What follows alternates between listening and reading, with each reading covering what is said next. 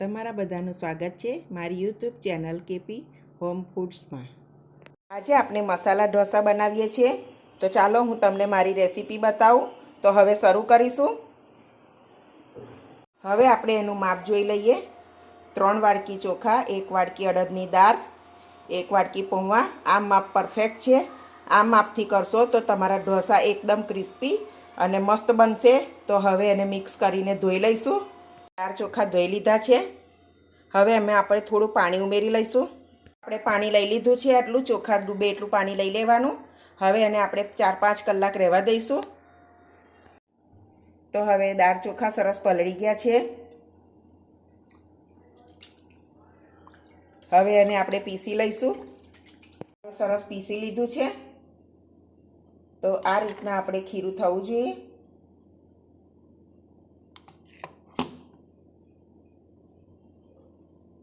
હવે એને આપણે એક બાઉલમાં કાઢી લઈશું।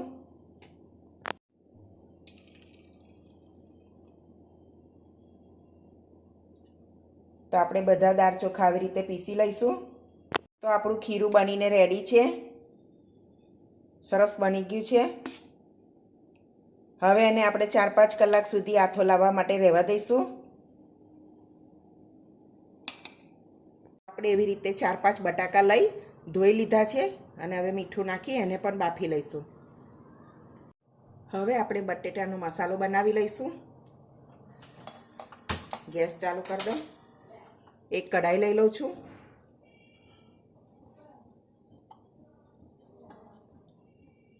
ત્રણ 4 ટેબલ સ્પૂન જેટલું તેલ,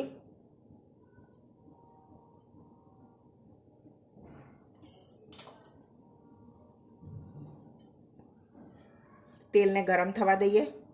તેલ ગરમ થઈ ગયું છે। 1 ચમચી રાઈ, રાઈને બરોબર ફૂટવા દેવાની।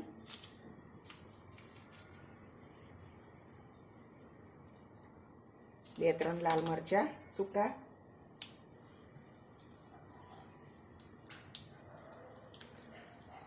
અડધી ચમચી મેથી,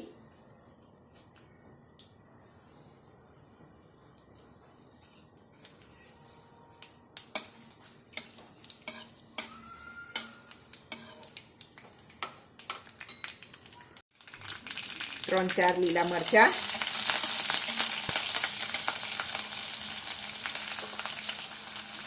થોડી હળદર, બરાબર મિક્સ કરી લઈશું। હવે મેં અહીંયા ડુંગળી લીધી છે 5-6 નંગ,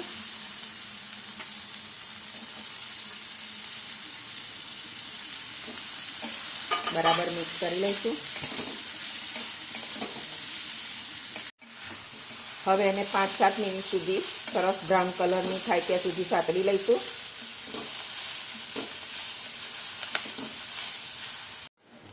ડુંગળી સરસ શેકાઈ ગઈ છે। હવે આપણે પેલા બાફેલા બટાકા હતા એને ઉમેરી લઈશું। બટાકા સમારવાના નથી, આવી રીતે એને મિક્સ કરી લેવાના।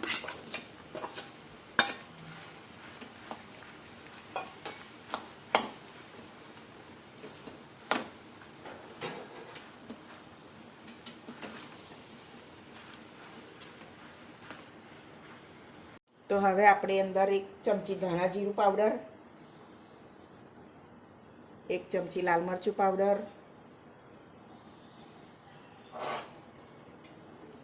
થોડા ધાણા, સ્વાદ પ્રમાણે મીઠું બટાકામાં નાખ્યું હોય તો જોઈને નાખવાનું। હવે મિક્સ કરી લઈશું।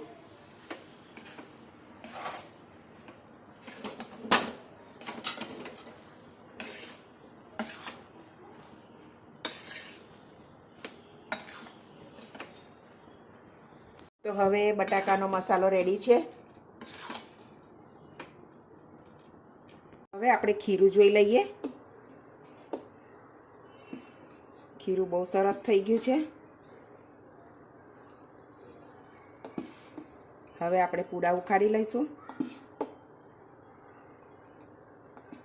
મેં અહીંયા મીઠું નથી નાખ્યું,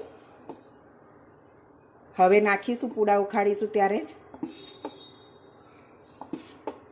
તો થોડું સ્વાદ અનુસાર મીઠું નાખીશ, બરાબર મિક્સ કરી લઈશું।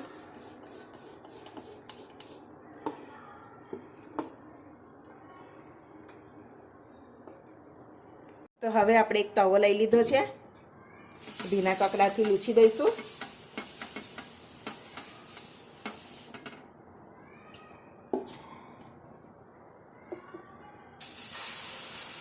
બે કળછી જેટલું ખીરું રેડી દઈશ.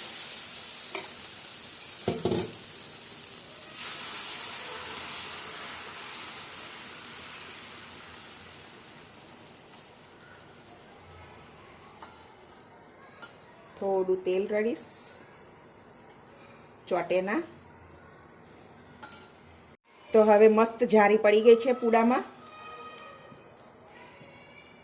તો આપણે થોડો મસાલો લઈ લઈશું. મેં અહીંયા મસાલો વડાપાવનો લીધો છે. થોડો બટેટાનો મસાલો,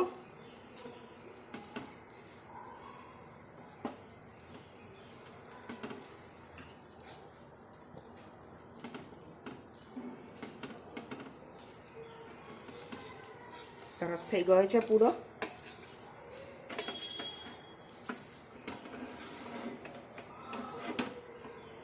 તો આપણો ઢોસો બનીને રેડી છે.